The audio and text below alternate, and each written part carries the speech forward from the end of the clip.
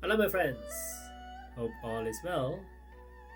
Today's we're going to talk about chapter 29. I think chapter 29 is phenomenal, and you like it because it's living by natural law. So basically, is trying not to control things when it comes to two things, and also if you can practice that there's time for everything. What I'm trying to say is from this wonderful book, the Tao Te Ching, Lao Tzu. I'll read it later for you, but I think this is great.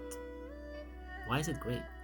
Well, when you look at your life and then you wonder why sometimes suddenly everything goes well and then there is a time that some things goes wrong, and that is being out of control, you will say.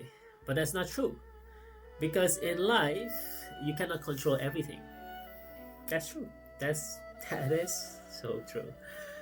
Okay, let me give you some examples. So if you go outside, sometimes you don't control the weather, and then suddenly it rains. But then you said, "How comes?" I look at the weather forecast. Today should be very sunny, but it's pouring rain, and then you're angry and you say, "Oh, why the weather forecast say it's not raining?" And then you become angry. So you let the outside force control you because you think you're in control. See what I mean? So instead of that, when it rains, then it's pouring. It's fine. Then you don't be angry. It doesn't control your emotion. You just bring an umbrella, or maybe it's just a little bit wet. It's fine. You know. Then try to cover yourself as much as possible and still continue your journey without any feeling of anger or despair. But there's another things that I want to clarify on this one is controlling your kids. We as parents also like to do that most of the time, trying to control their schedule, everything, because we hopefully trying to sculpt them in the right direction. Yes, there's time for that, but it's also time to let go. What I mean about it is sometimes you just need to let go, and the kids remind me perfectly and say, "Dad, can you just leave us alone?" And then I was awake and was like, "Whoa, they are right." Sometimes you need to let them has their way, because all kids are also anchored to the universe. What I mean about that is some people say, "Yeah, that's my kids, that's your kids," or "No, no, no, these are not your kids," and then they'll be angry. They say, "Yes, what do you mean? I'm the father or I'm the mother." Yes, you might be the father. I say might. Or you might be the mother, but the most important part is that we are all kids from the Almighty, whatever name you want to call it. It might go through through the family, but they are always independent. They're always themselves. So what we as parents need to do is also try to let go.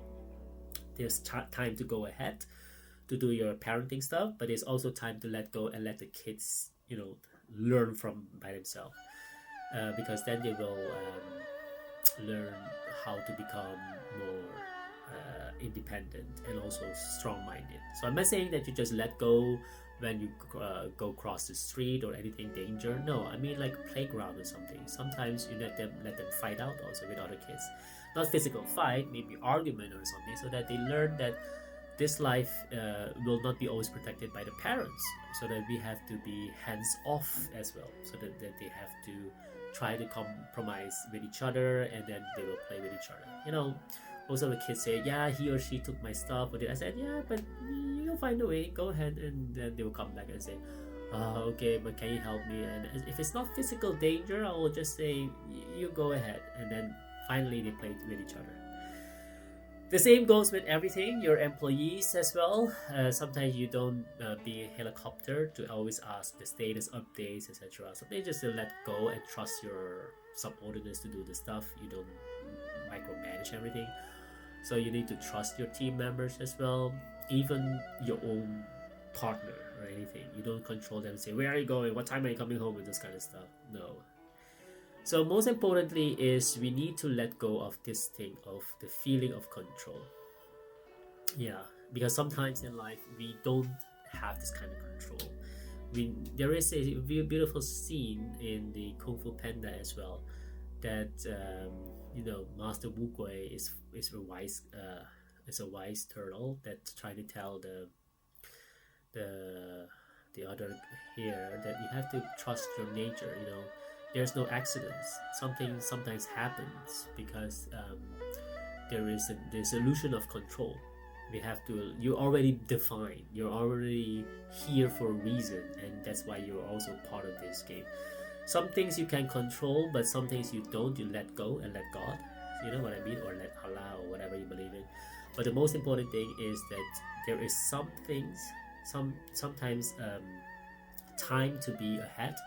There's sometimes time to be behind. So what I mean about it is, sometimes it doesn't mean that you lose.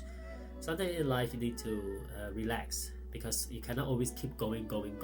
Like you cannot keep working. You need to rest also, because your body will tell you. Otherwise you'll break down and you can get other disease or other stuff, because your body immune system become weak. Look at your phone also, no? If you use your phone far too long, then the battery will run out. The same thing as you, as a human being. So you need to rest. So try not to control everything. Live by the natural law, because there's no such thing as you can control everything. Because time will come that you need to let go of this control. And practice recognizing also that there's time for everything. Sometimes there's a feeling of sadness. Let the sadness come. And joyous, let the joyous come. And then also both ends. So you don't let yourself be restricted by your feelings, as I mentioned before. All right, so chapter 29 is about living the natural law, accordance to the natural law. Whoever takes the empire and wishes to do anything to it, I see will have no respite. The empire is a sacred vessel, and nothing should be done to it. Whoever does anything to it will ruin it. Whoever lays hold of it will lose it. Hence, some things lead and some follow. And some breathe gently and some breathe hard. Some are strong and some are weak. Some destroy and some are destroyed.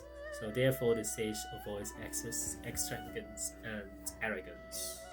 Alright, let's go to the next chapter, and thank you very much. Bye.